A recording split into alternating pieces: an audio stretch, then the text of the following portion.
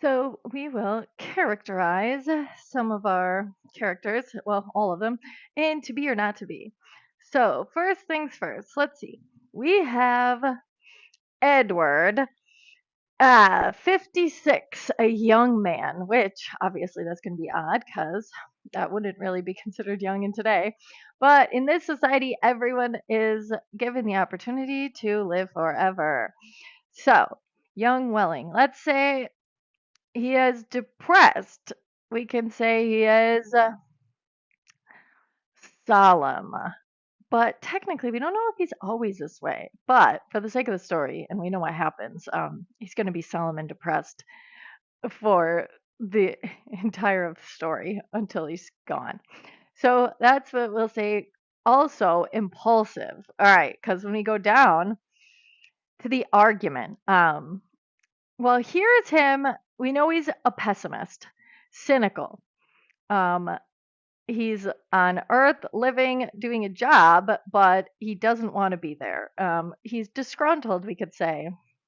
Um, and then we can have Leora Duncan. Um, we can say she is envious. She would be an optimist, kind of the opposite of the painter. She's a productive member of this society. She takes her role seriously. I don't know if we would call her a workaholic.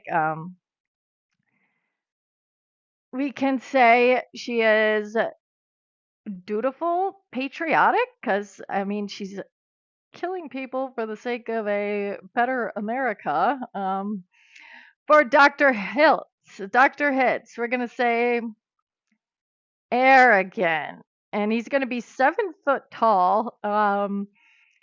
We could say influential because he's made the first gas chamber, which obviously is ironic here. Influential, powerful, arrogant, because at when he's lecturing, the evidence of his arrogance would be when he's lecturing, welling over the not having, wanting his 3 children to live. Dr. Hitz, you don't seem happy. Let's find one where Dr. Hitz became rather severe with Welling, towered over him.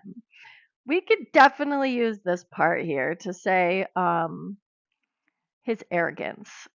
Even though, I mean, obviously it's not the biggest but thing to show that he's arrogant, but we can be as judgmental as we want. So for this, I'm going to say this would be the evidence.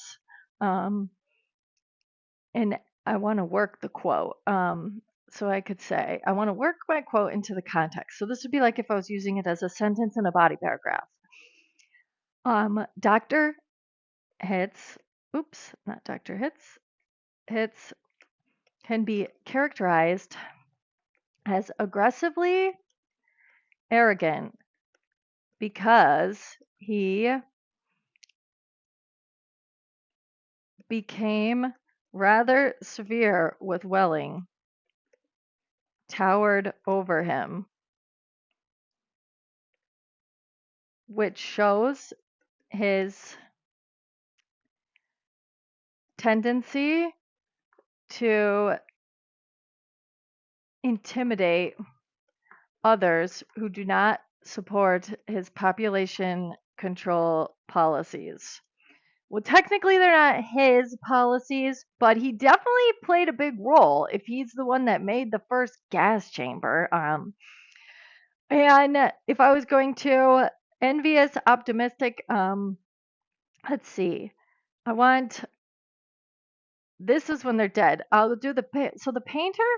We have the painter pondered the mournful puzzle of life, demanding to be born and once more demanding to be fruitful. He knew that he would never paint again. We could use this or Welling's pistol. He didn't have the nerve. So for the painter, pessimistic, cynical, sarcastic. And then, but he was still following the rules. So he said he wouldn't, but then he did. So if we were going to give him a character trait for his final act, we could say hopeless. And we can say the painter can be characterized as cynical and hopeless because in the story's resolution, he decides to take his own life, but even in his final moments, he even in his final moments, he expresses negativity towards himself. And then I would use that quote. And this would show,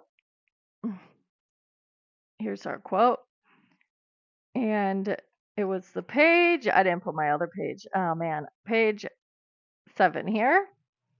And this shows that even in his last moments of life, he was still talking down to himself in a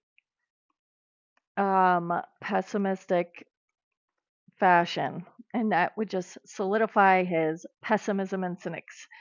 And then obviously Dr. Welling, if we're going to characterize him as impulsive, this is definitely the definition of impulsive, right? He's going to take his gun and kill them. Edward can be characterized, he could also be characterized as hopeless, as irrational. Well, you could argue that, really, because is he irrational? Because some parents would say they would do this in a heartbeat and this would be the rational thing to do. So you could go down a literary analysis route where you make a thesis that says, like, answers the question, who is in the wrong here? And if you add the characters Edward, the painter, Duncan, and Dr. Hitz, you could decide which one's the evil one on a scale of 1 to 10.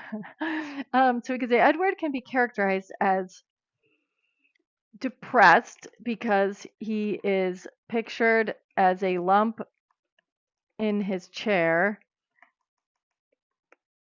in the story's exposition. All right. And then